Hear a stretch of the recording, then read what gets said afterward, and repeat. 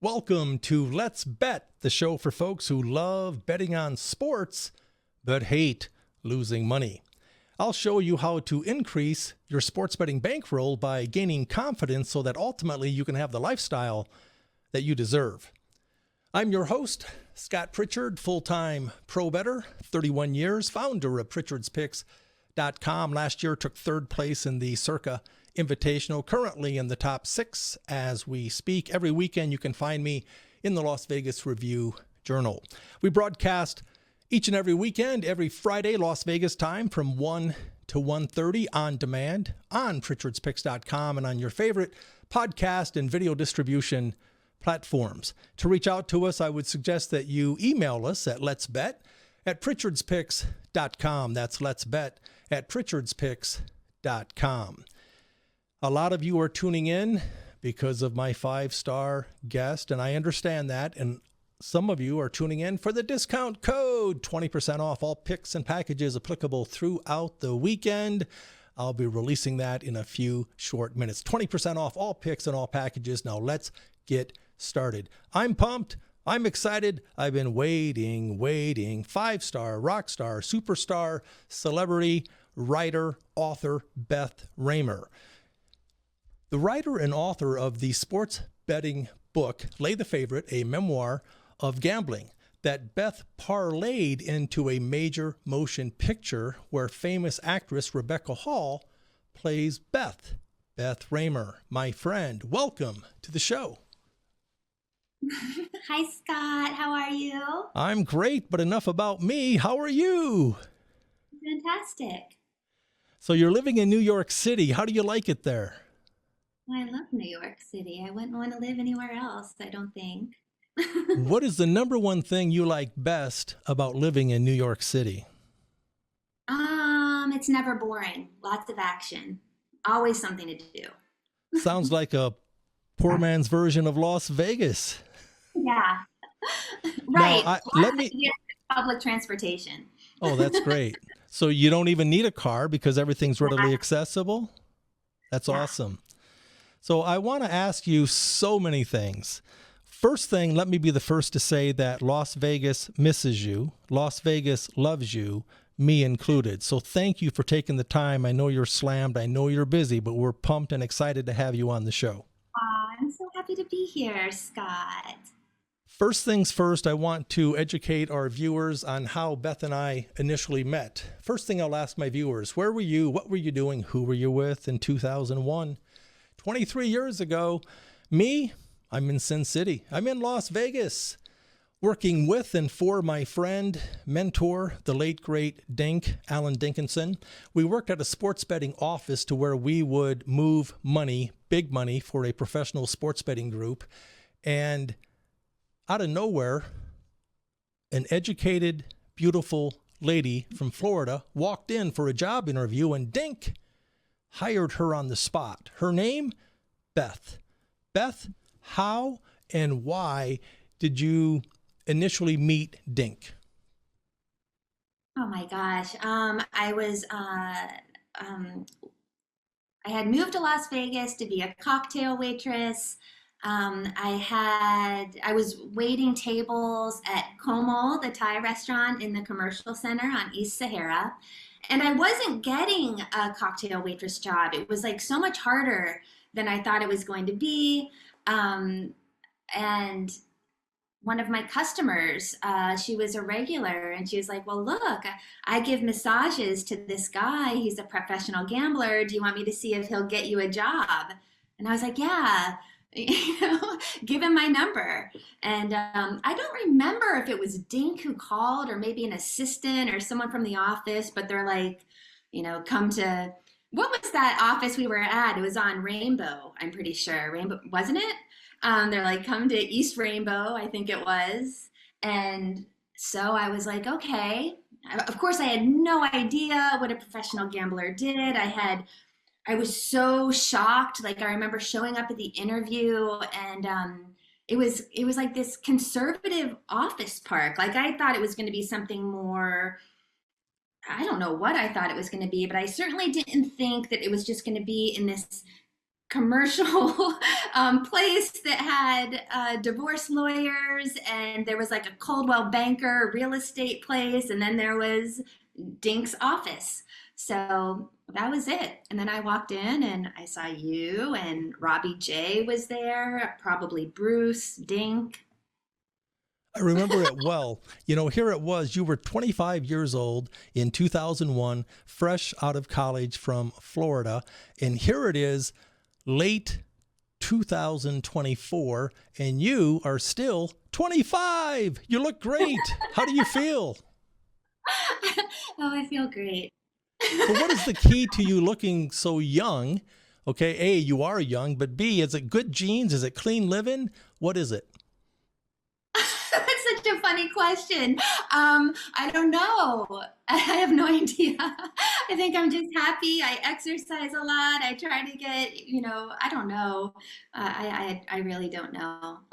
I want to talk specifically about the fact that Dink hired you on the spot. I have the utmost respect for you because back then, more so than ever before, respectfully, it was a good old boys club. It was professional sports betting. It was a dog-eat-dog cutthroat world, but it was primarily men and men alone. You were the only female in the office, and you were so endearing and so darn likable. And to Dink's point, you were smart. He liked the fact that you were a bit green when it came to sports betting. And I know what he told me countless times, Beth. He loved the fact that you didn't want to talk about the Chicago Cubs or the New York Knicks 24/7. But the fact that you had a knack for numbers, the fact that you were smart, I remember him telling me he loved you because you were coachable. But can you share with me one of your best memories in Las Vegas from back then?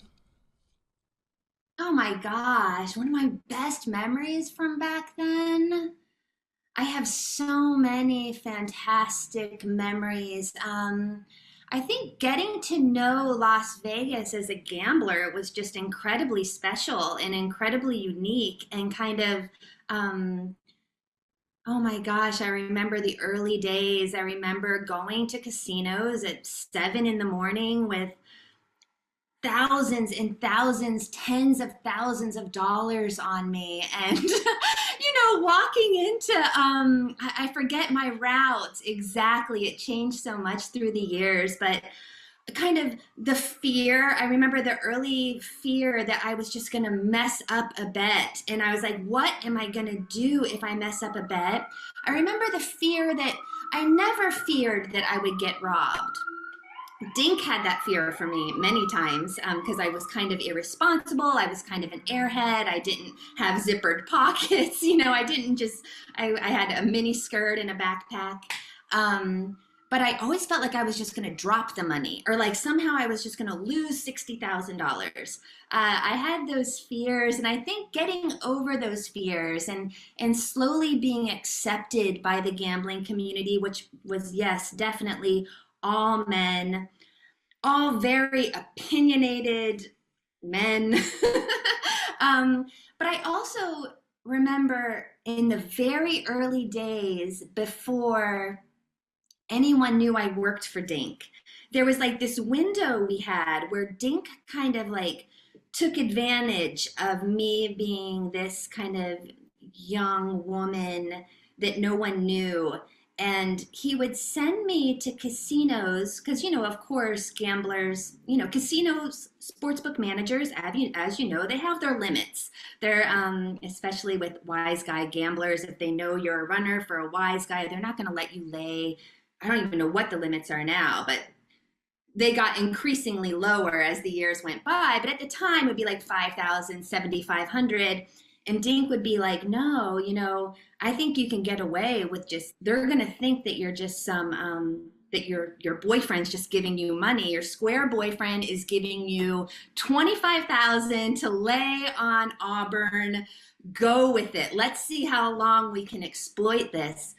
And I was like, okay. And I really was dumb. Like, it wasn't so hard at all for the sports manager to believe I really didn't know what I was doing. So I remember taking advantage of that and winning, and him winning a lot of money and him giving me a percentage of that. And that was just so exciting for me to that I had been of service to this person in that way, and that I was like getting money, and for that was just I remember it being just such a special time. I really appreciate you sharing that story, because the late great Dink, Alan Dinkinson, when I would give sports betting seminars on the Strip Super Bowl weekend at Harrah's, I would have Dink come in and speak. And he used to be, way back when, a bookmaker. And one of the things that he talked about when he went to the other side, based on, I guess it was illegal to be a bookmaker, it bothered him that he could not do that anymore, but he knew and learned so much as a bookmaker that he became a sharp, a wise guy, a professional sports bettor, unfair advantage guy. And I learned so much from him because he got to know what sharps were thinking, because he was on the other side of the fence taking bets. Now he's trying to have an unfair advantage, taking it to the books. So the story that you shared, the fact that he really took advantage of an unfair advantage, thinking that the sports books might be thinking, this is a lady who's on vacay. She probably just came from the pool. And so it's a typical Dink story. One of the reasons we love him and we miss him. He's been passed now for the past couple of years. But I do want to talk about the movie, because I want to talk about when and why you left Las Vegas initially, how the book came to be. But first, I really want to promote you and Rebecca Hall being on the movie set, the fact that Dink in the movie, you can watch it on YouTube free of charge. You can't beat the price. Added value, no added cost here at Let's Bet. Dink in the movie, played by Bruce Willis. Catherine Zeta-Jones played Dink's wife at the time. And then, of course, Vince Vaughn, the bookie. Your friend, my friend. We see and talk to Robbie on a regular basis. He's out of the country, but I most recently saw him in January. Actually, it was February, before the Super Bowl last year. And I have to tell you, Beth, his face lights up each and every time you come up. He is so proud of you and loves you. And I think you know this because, we're all three very good friends. But I do want to expand on that in a second. But first things first, when and why initially did you leave Las Vegas, and where did you go from there? I left Las Vegas to fight in the Golden Gloves in New York City. So I started training in Las Vegas at Johnny Taco's gym on East Main Street. And it was time for me to I had what it kind of took to start moving toward, more amateur fights. And I was like, okay, I'm going to do it. If I'm going to do this, I'm really going to do it. So I moved to New York to fight in the Golden Gloves. And again, I needed a job. And that's when Dink was like, look, I have one friend who's still in business, and he's a good guy. And if you really want to keep working in this business, I'll give you his number. And that was Robbie. And, it was a very similar feeling when I met Robbie that I had to Dink. It's like, I just felt so fortunate that I had this person in my life who was so interesting. Another kind of master gambler, bookmaker. He had all the answers, teaching me all these things. And now I get to do it in New York City. And so just my social circle is just opening up. What was your question? Well, I have to tell you, it's funny. I could listen to you all day, but Robbie, he talks specifically, and he tells this story each and every time I see him. And it's a very endearing story, because he said that Dink himself and a lot of people that are in your corner, so to speak, they were there, New York City, Madison Square Garden, to see you fight. But they were also concerned because they have the fatherly figure mentality that they're there to also protect you, okay, in everyday life and also in the ring. Because, you look at me and it looks like I've been punched in the face 1,000 times, but you having an angel face, not so much. I mean, I think many things when I look at you, being a boxer is not one of them. But they were there to show support, but also they were concerned for your livelihood. My question, well, he said to me countless times that they were competing over towels. I said, towels? He said, yeah, white towels. We were concerned she was going to get hurt. We were willing to throw in the white towel. How did it go? I mean, not that good. I mean, many people, I think, were prepared to throw in the white towel. I made it to the finals of the Golden Gloves, and my opponent I was completely, totally outclassed in a way that no one should be. My trainer gave me the opportunity many times to say, you know what, Beth, you can back out. And I just thought they were crazy. I was like, no, I've trained so hard. I'm in excellent shape. And they're like, Beth, your opponent, she fought professionally in the Dominican Republic. She's here. And yes, she's fighting amateur, but she's coming with probably 50 professional bouts under her belt. She doesn't lose. She's just a monstrous presence. Are you sure you want to fight her? Again, everything's just going over my head. I can't believe that they don't have more belief in me. And I've been at the gym every day. And yes, I'm going to fight. I'm going to win. I'm going to win the Golden Glove, my little charm. I daydream about winning it and wearing it. And of course, like almost immediately, it's very clear that it'll be a miracle if I make it through 3 bouts with this woman. That's what amateur fights are. 3 bouts. It was. I just remember the crowd. I remember being able to hear the crowd, and every time she landed a punch, the crowd, Madison Square Garden, the Felt Forum packed, and I just remember the groans that the crowd is, emoting from All me. at your expense, right? Yes. I feel like throwing in the white towel listening to the story.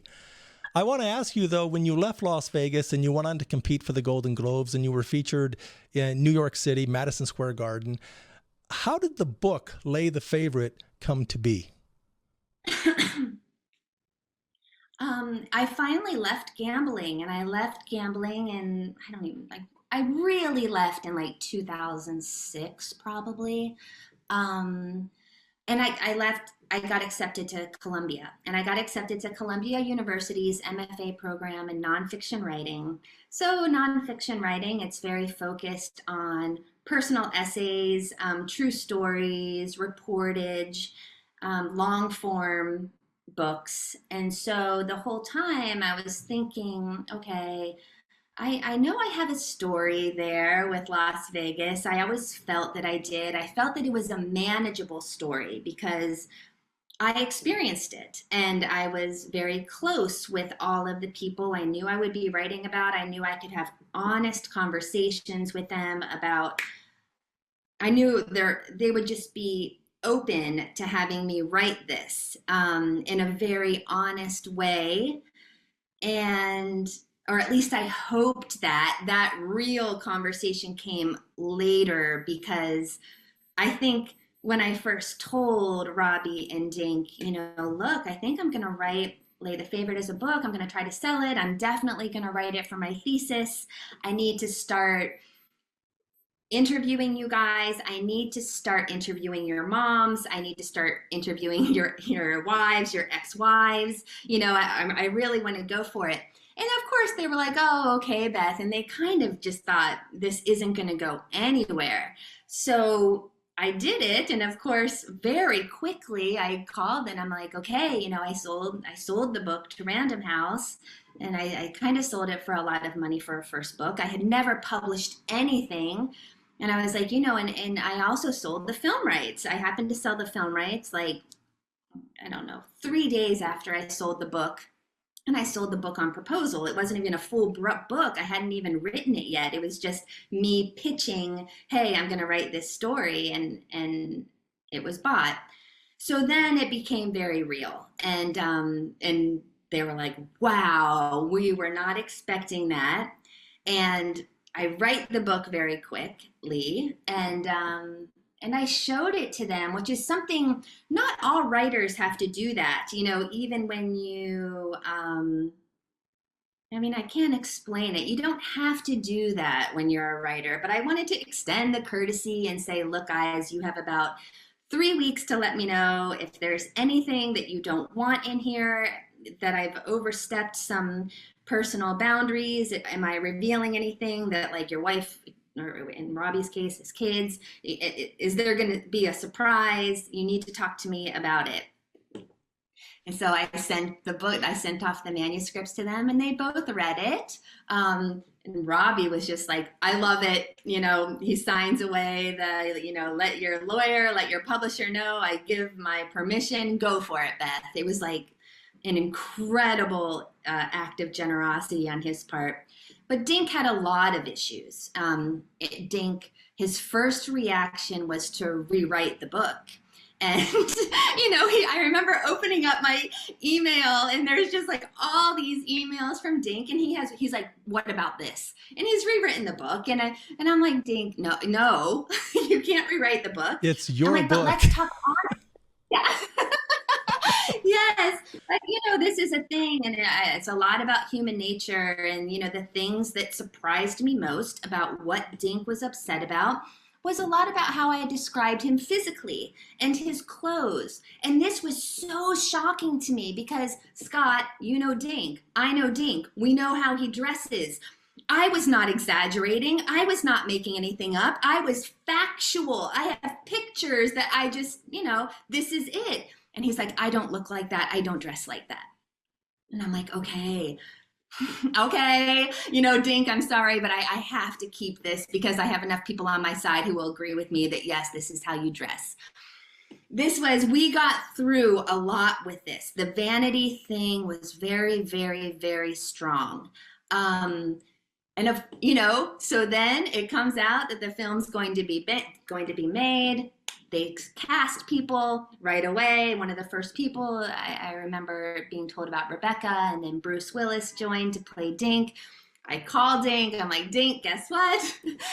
Guess they cast the film. Guess who's going to play you? Bruce Willis. And he's like, that makes sense. Now that, this makes sense. And I'm like, I love this.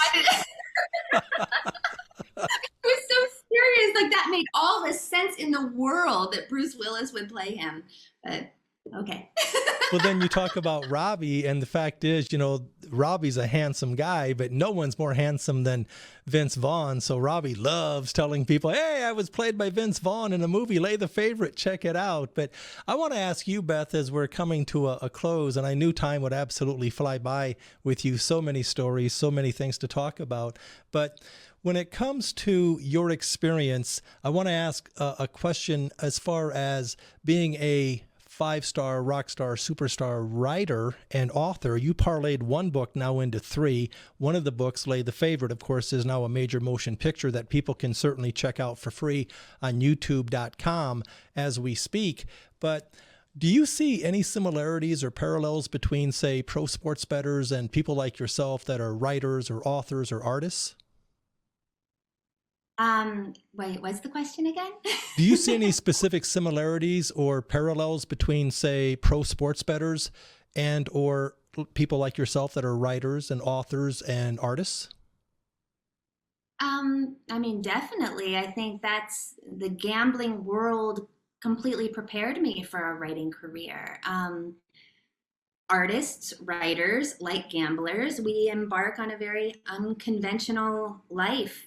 We're going against every single one of society's expectations. I think, and it takes tremendous delusion, self-confidence, the belief in yourself.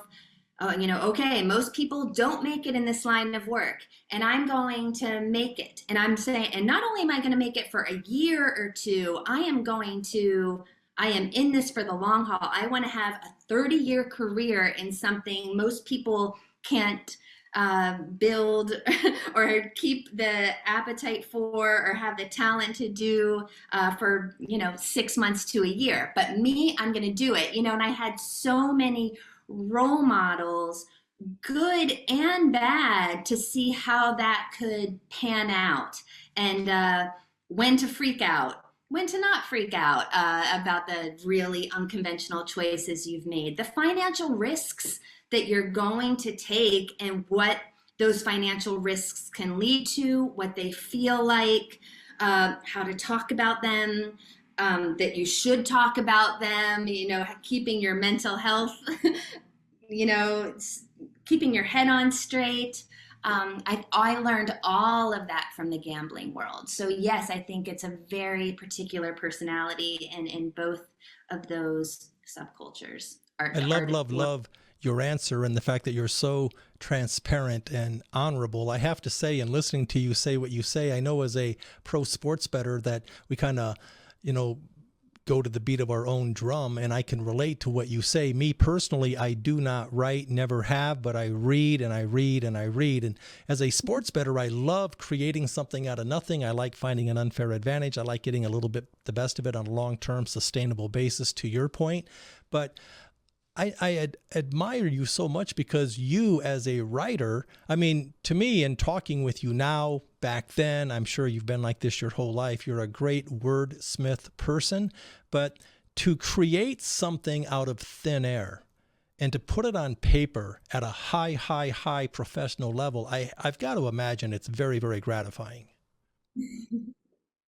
Yeah, I mean, it's very gratifying. It makes all the ups and downs and the stress, it's totally worth it to see your words in print. I mean, here's my latest book and here's the cover. And when I look at this cover, I just think it's so beautiful. Like, I feel looking at this cover the same way I feel looking at my son. Like, I can just stare at it. It's like, it makes me feel so good that it's an accomplishment. It's something that I just feel, I'm so proud that it's in the world, and it gives me the confidence to kind of like, okay, I did it once, I can do it again. And I think of all the people that put all, work and time into that. My publisher, my editor, the cover artist, the copy editor, so many people helped me make that a product. But it's true, at the end of the day, I had the initial urge, vision, whatever it is, and I put everything I had into it. And so that does give me a lot of confidence. I love it. You mentioned your son. I know he's 7 years old. What do you like best about being a mom? Being a mom is very, there's nothing that I don't love about being a mom. It's fun. It's challenging. I love learning about like human development and seeing his personality, the building of his personality. Now that he's 7, he really has his own opinions and his friendships. And I'm like, wow, so these are the kind of friends that you're drawn to. And wow, this is your best friend. What do you like about him so much? I just love him becoming an individual right before my eyes. And it's very fun to be a mom in New York City and to kind of I have so much to show him. He's exposed to so much. And it's fun for me. You're like just part of the world. I'm part of New York City with a kid, which is like, it's a whole new way of living in New York City.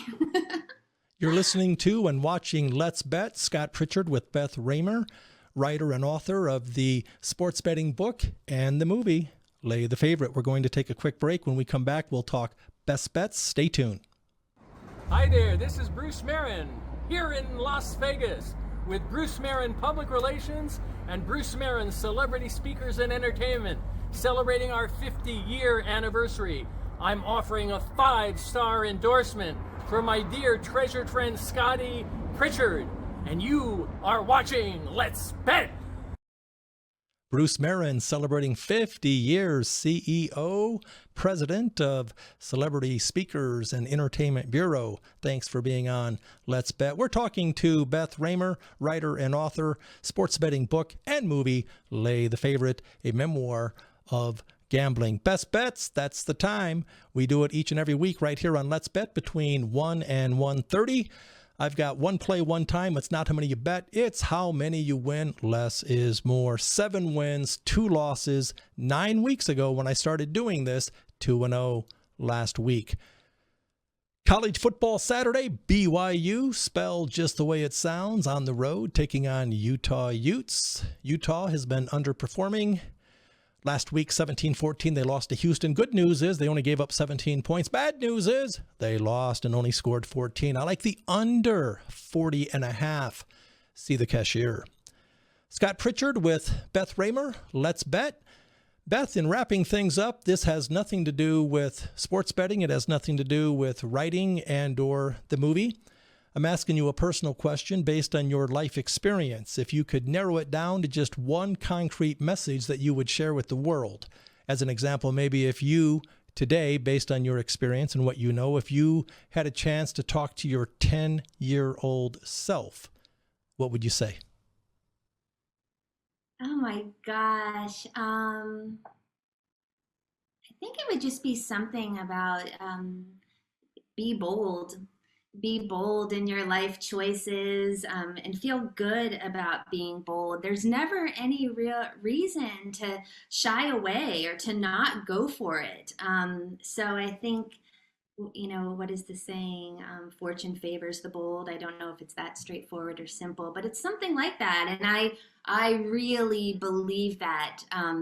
So I think that's something that I think about all the time when I'm faced with what do I want to do next? What's the next challenge that I can take on? I try to kind of gravitate toward the most bold thing that I can imagine. And then I use that to move forward.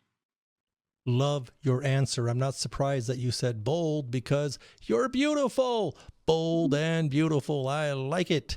All right. So as we wrap things up, how specifically can people find you right now, Beth?